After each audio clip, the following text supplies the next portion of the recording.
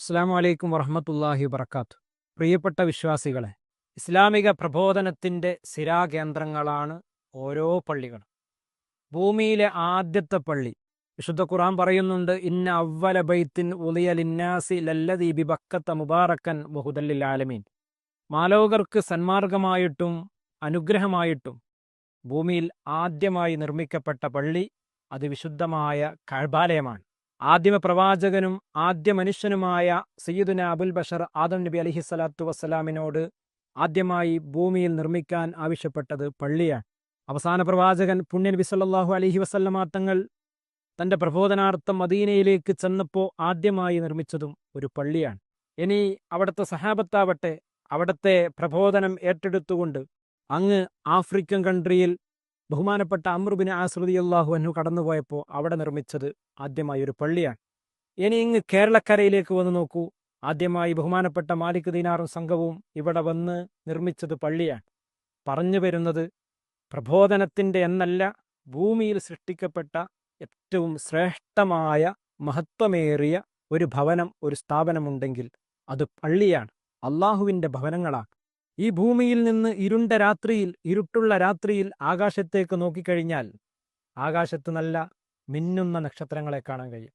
എന്നാൽ ഇരുണ്ട രാത്രിയിൽ ആകാശത്തുനിന്ന് താഴേക്ക് നോക്കിക്കഴിഞ്ഞാൽ ഏറ്റവും തിളങ്ങുന്ന ഭൂമിയിലുള്ള നക്ഷത്രങ്ങളെപ്പോലെ കാണാൻ കഴിയുന്നത് ഇവിടെയുള്ള പള്ളികളാണെന്ന് നമുക്ക് കാണാൻ കഴിയും. ഏതായാലും ഓരോ പള്ളികളും ഓരോ മഹല്ലത്തുകളുടെ കേന്ദ്രമാണ്. ഒരു പള്ളി ഉണ്ടാകുമ്പോൾ അവിടെ വലിയൊരു മഹല്ലത്ത് രൂപപ്പെടുകയാണ്.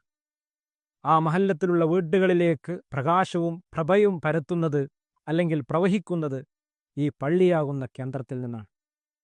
അങ്ങനെയുള്ള പള്ളിക്ക് വേണ്ടി നാം ചെയ്യുന്ന ധർമ്മങ്ങൾ ഏറ്റവും മഹത്വമുള്ളതാണ്. ഭൂമിയിൽ ഏറ്റവും ശ്രേഷ്ഠമായ ഭവനം പള്ളിയാണെങ്കിൽ അതിന് കൊടുക്കുന്ന ദാനവും ഏറ്റവും ശ്രേഷ്ഠമാണ്.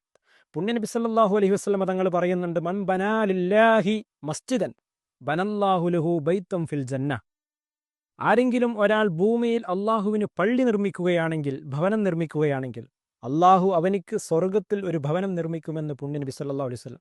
മറ്റൊരു ഹദീസിൽ ഇങ്ങനെയാണ്, വലൗ കമഫ്ഹസി ഖതാത്തിൻ, ഒരു കാടപ്പക്ഷിയുടെ വലുപ്പത്തിനനുസരിച്ച് ആ വലുപ്പത്തിലുള്ള ഒരു പള്ളി നിർമ്മിച്ചു കൊടുത്താൽ അവനിക്കും നാളെ പരലോകത്ത് ഒരു വീട് നിർമ്മിക്കുമെന്ന് പുണ്യനബി സല്ലല്ലാഹു അലൈഹി വസല്ലം തങ്ങൾ പഠിപ്പിക്കുകയാണ്.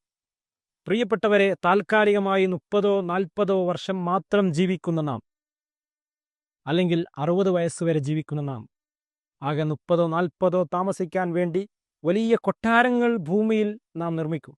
അൽഹംദുലില്ലാ, അത് വളരെ സന്തോഷം തന്നെയാണ്. അള്ളാഹു നിലനിർത്തി തരട്ടെ.